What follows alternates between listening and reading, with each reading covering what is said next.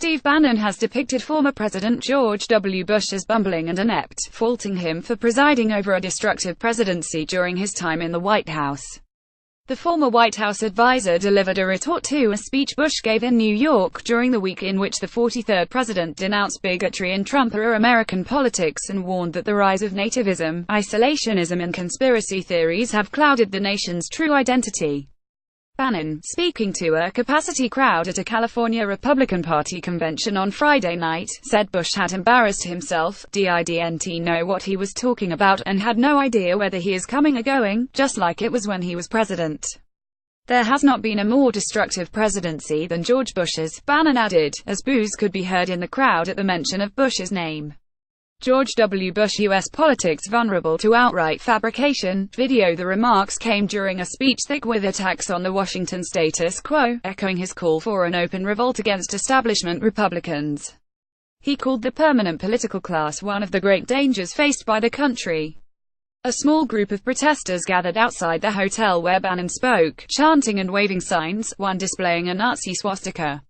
The protesters were kept behind steel barricades on a plaza across an entrance road at the hotel, largely out of view of people entering for the event.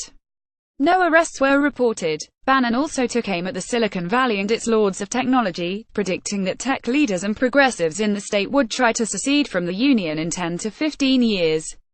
He called the threat to break up the nation a living problem. He also tried to cheer long-suffering California Republicans, in a state that Trump lost by over 4 million votes and where Republicans have become largely irrelevant in state politics. In Orange County, where the convention was held, several Republican House members are trying to hold on to their seats in districts carried by Hillary Clinton in the 2016 presidential contest. "You've got everything you need to win," he told them. The speech ended to a standing ovation. Bannon is promoting a field of primary challenges to take on incumbent Republicans in Congress.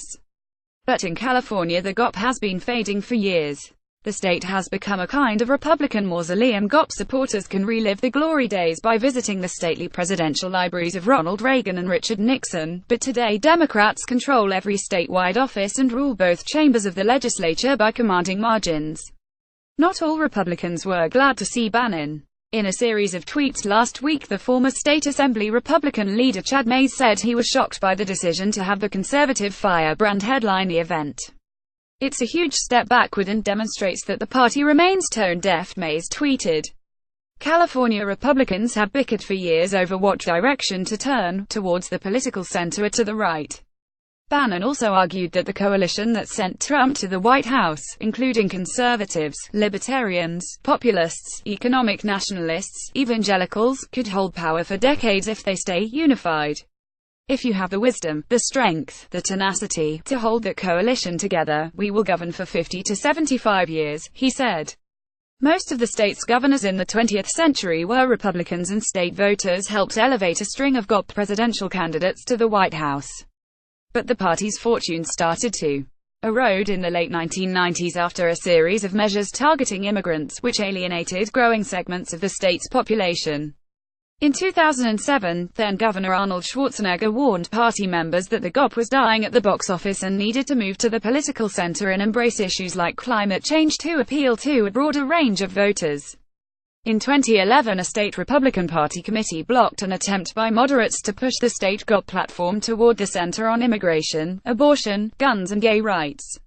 The decline continued. Republicans are now a minor party in many California congressional districts, outnumbered by Democrats and independents.